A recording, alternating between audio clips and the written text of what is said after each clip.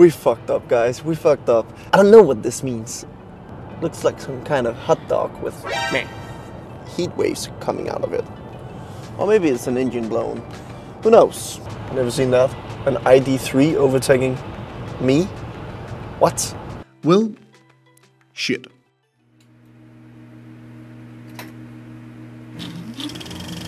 Whoa.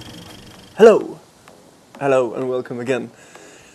Today in this episode, I'm again all dressed up and ready to kill basically here in the winter jacket. So I'm guessing we're going for a ski trip this time. And my favorite pick for a ski vehicle would be maybe a 3 Series or a 5 Series from a German manufacturer, also known as BMW, of course. And that's the vehicle we have right here in the background. I'll show you with the light here in just a sec.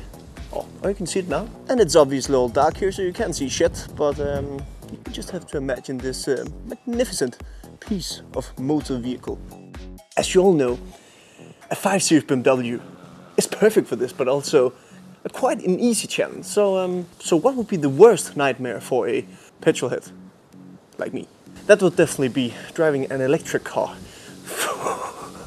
I can't believe it, I'm doing this. But we're gonna drive an electric car from Denmark to Austria. Why am I always so fucking stupid? This is a shitty idea, okay? Because I know there's gonna be problems with the charging, and it's a bit annoying, all that, and you just want to floor it when you get to the Autobahn, just 150 plus all the way down there.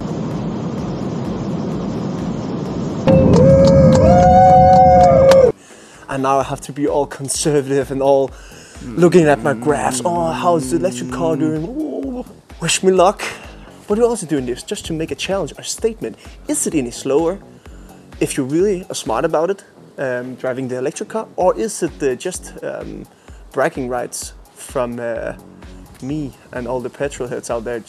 They're just gonna say, oh, it's much easier, just take the petrol-powered car any day of the week. But can you do it in an electric car? I'm a bit nervous that you can't, but we will see how it goes. This is stupid. The weapon of choice is the Xpeng P7, I think it's called. We have had the G9 on the channel before a few times.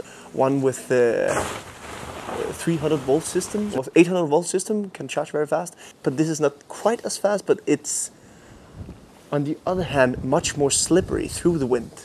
And it's all about aero with electric cars. So this might be a bit better, actually. It has a very low drag coefficient. Is that the new braking rights? Like imagine pulling out to a car meet and you're braking like over drag reduction, and it's the other way around in the petrol-powered world. You just want as much downforce or as much drag you can get. It's weird for me, okay? But let's get this party started. You can see it here in the charging dock or the station or the wall clock over there, or what the fuck it's called, I don't know. It's the P7 Performance. I'm obviously a smart guy, so I went for the version with the Lamborghini doors, of course, because why not? We're at least gonna have some fun driving there. So this was the only vehicle, because this has the Lamborghini doors, or scissor doors, or what you would call them. That's maybe actually the only reason I want to drive this thing. Well, Google Maps said that it would take like 15, or like right below 15 hours in the petrol-powered beast there, and with their website, make a route planner, get a route planner or something like that. Cut to commercial. I don't know what it's called, but there's like a website where you can plan out your route, use that, and that's it right over 15 hours. So it's not that far off. So let's see. I don't know. I have no clue what I'm doing, so this is gonna be...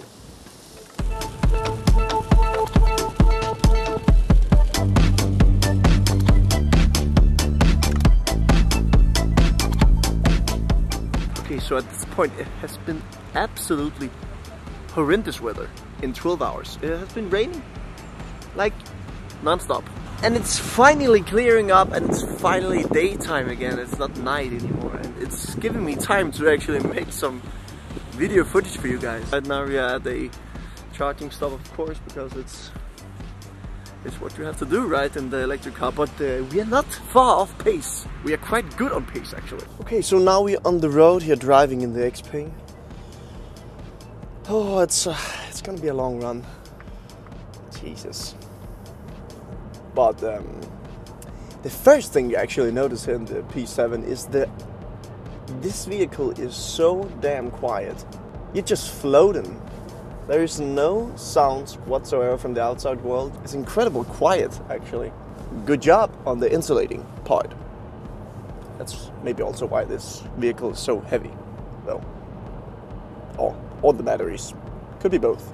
This car can obviously drive itself, but I'm mostly into manual driving, and when you're into manual driving, you have to go into the systems all of the time just to shut them off, or shut like lane assist off and all those things, and speed warnings and all that. But they have made a shortcut up in the corner here, and you can slide down, and you have a shortcut for like the speed warning thing.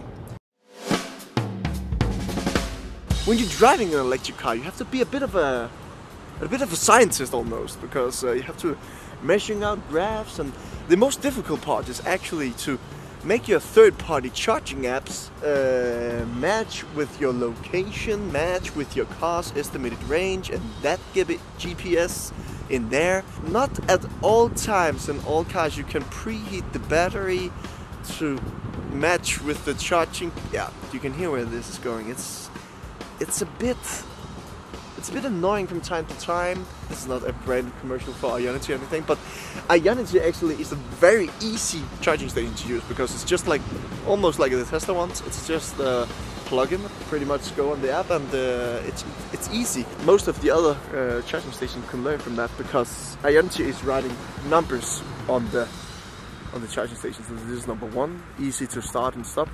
On the other charging station, it's like, this is number 5.7690, and does it make any sense? Now we have been driving the vehicle here for quite some time. I would say one of the greatest things is actually the range estimate up here. This is like really accurate on what you actually can do in range, and that's actually really nice, because there's so many EVs who struggles with this part actually.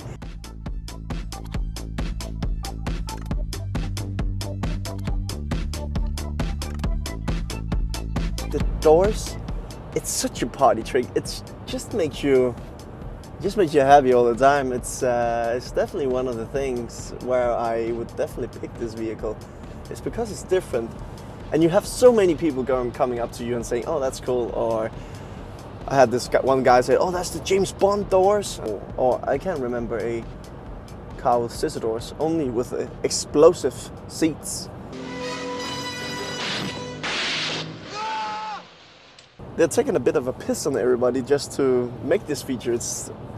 Have you ever seen a saloon from the factory just with 4 doors and scissor doors in the front? Pure genius solution.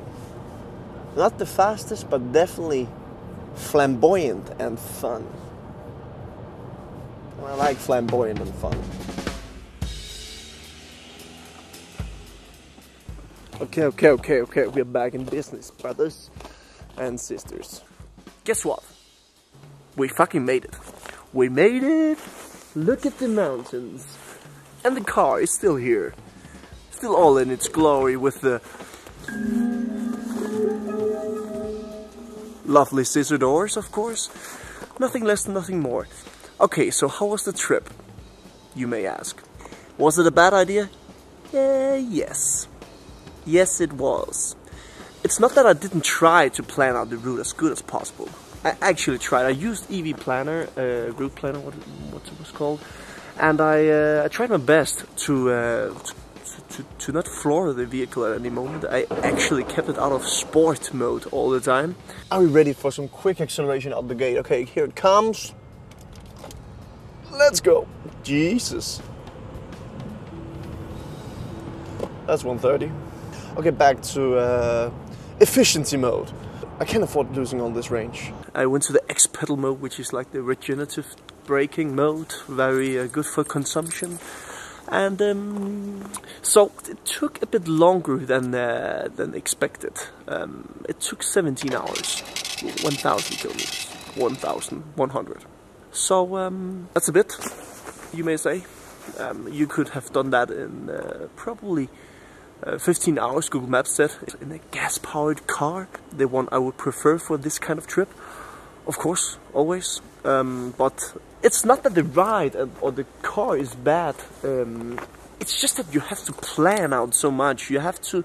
We are charging at a location that is like 2 kilometers off the motorway back there. But the system in the car doesn't talk to the charging stations all around Europe. Obviously, no EV does that. So you end up like you have to download different charging apps, or you can use like one app for doing it all. But it just takes those 5 minutes just to plug in and get it all moving and playing. The thing is, getting in here was like driving through small gates and almost breaking in. But now we're charging. That's good. Over time, it just takes a bit longer than the gas-powered car, obviously. But what did you expect? So how did the vacuum cleaner drive? The pretty green vacuum cleaner here did it remarkably well, I would say. Actually, a very nice ride all the way down here. It's a bit annoying with all the assistants, but you can turn them off. I'm just happy I'm here. I think I definitely would be stuck at some random ass charging station where it just didn't work. Well, we almost ended up there, but fuck me, I love it. So I'm just gonna head inside, just get some food and some sleep, and we're back. We're back. We're in the mountains. We're gonna go skiing. See you on the trip home. It's gonna be interesting. We're gonna take the long route, not the ferry route. So, is that a good idea, Malte, to take the longer route? Well, we have to figure that one out, right? We obviously parked beside this awesome-looking Defender 110 here in the original green color. It looks amazing, almost the same color as the Xpeng here. Looks quite good, actually. Side by side here. Same color, pretty cool, pretty cool. God damn, this is a cool tractor. A true man driving this thing here. What a nice car. What a nice car. Okay, look at this color. Green, then this. This is a bit more middle flake, maybe. A bit more flat. Just the old school logos. Look at the gas filling cap here. With the diesel in all the languages. And the old school big off-road tires. Just love these vehicles. I have to take a trip on these one day.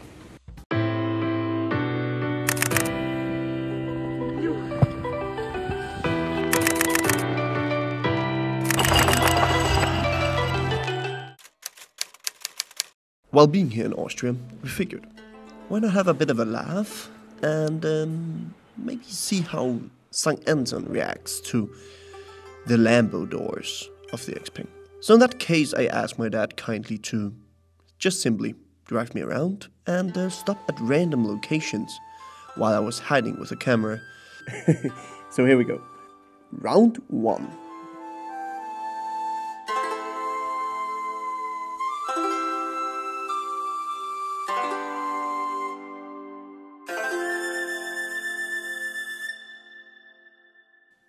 Round 2.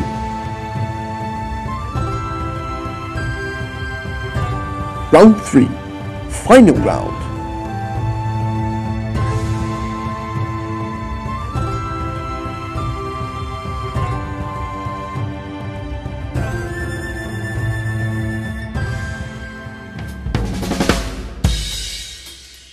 The drive back started out with a bit of a parking challenge for the Xpeng. It's a 4-wheel drive system, so the turn radius isn't the best. And this guy in the Skoda, this guy has parked his car so far out, so it turned out to be my hardest parking job of my life. I would not have been able to do this without my dad helping, so thanks Dad. The one thing I maybe like the most is obviously something to do with the performance. Here in the middle of the night, I tried to make one stop where I just went for it. I basically filled up the car with juice, obviously, with no gasoline, and I just acted like I drove a petrol-powered car on the autobahn. So I went not at any moment below 150. So between 150 and 210, which is the top speed of this car. And this car is so slippery. So we managed to get 200 kilometers of range out of it. And that was quite impressive, actually. I thought it would do much worse than that. Because it's so slippery through the air, there wasn't that much wind noise. Normally when you're driving that fast, it's getting very noisy and you can't hear anything. If you just could go that speed for like forever, that would be like the dream, right? Well, obviously not my dream, but the EV people's dream, I guess. Or they probably just like to be efficient. So yeah. All in all, this actually makes this one of my favorite vacuum cleaners. Definitely better vacuum cleaner than the Teslas. Like, it's more fun just with the doors. That just makes it for me. Yeah. Quite good. Quite impressive, actually. A bit of hit and misses somewhere in the software, but you can fix that. And they have to make a preheat function in the car also, so you can preheat the battery, because I'm not hitting the full capacity of the charging rate of 175. I'm only hitting like 125. But it's small good changes. This car can be very, very good, or a good EV at least. Relax, okay? Relax, folks. Relax. It's not like Porsche good, okay? It's not like BMW M3 good, okay? So relax. Important info. I love how you just switch modes and you instantly gain more range. That's fucking clever, right? You just make power out of nowhere. Genius. Okay, so there is this one warning when you're driving the Xpeng P7, but also in the newer G9. And that is when you're not aware of the road, there will be this warning. I'll try if I can trigger it.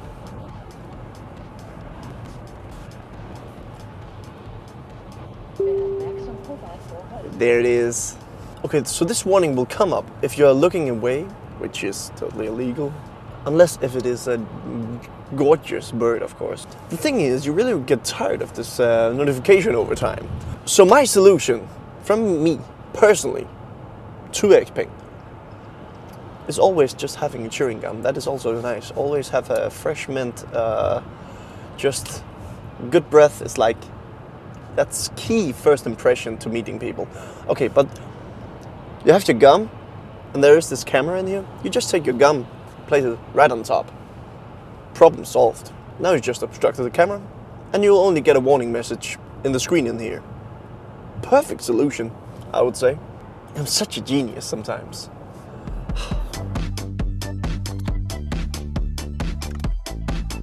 Some of you may wonder, how is the steering here in the P7? And it's pretty direct and pretty quick, but you feel nothing. And that's the thing about most EVs, and it's also the same in this car. You feel nothing about the road. It's like you're driving on such sort of a cloud, just gliding over the road. You have no feel of what's actually happening beneath you. But for comfort, it's good. For performance driving,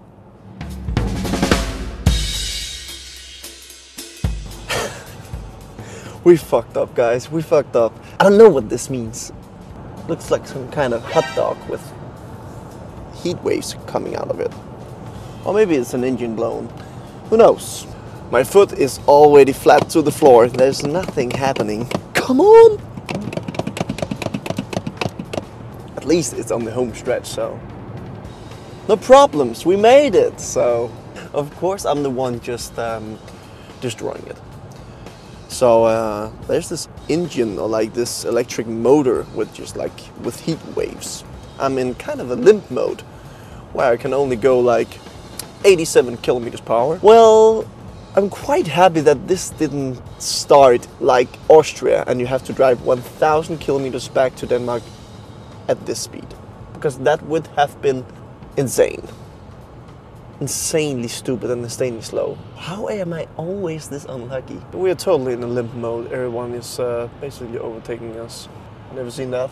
An ID3 overtaking me? What? Now I'm getting overtaken by a fucking lorry because this car is in the fucking limp mode. What the fuck? What is this world? Xpeng, can you make a cheat code to make this car fast again? I'm this close to home, so I'm not brave enough to just restart it. It could just shut down. Something just says in my mind that we shouldn't do it. But did we fry the motor or what? It happened when I switched to the sport mode and I just accelerated hard and suddenly it just cut all power. Well, it's pretty convenient that this limp mode is set up to the Danish speed limit on the country road. So we're going 80 and we're perfectly following along with the traffic with our foot to the floor. Everything is it's perfect. Genius. I love it. We will have to be optimistic to make any overtakes though. What's up with the deal? Going from Denmark to Austria in an electric car and back again. 2,500 plus kilometers. No problem, I would say.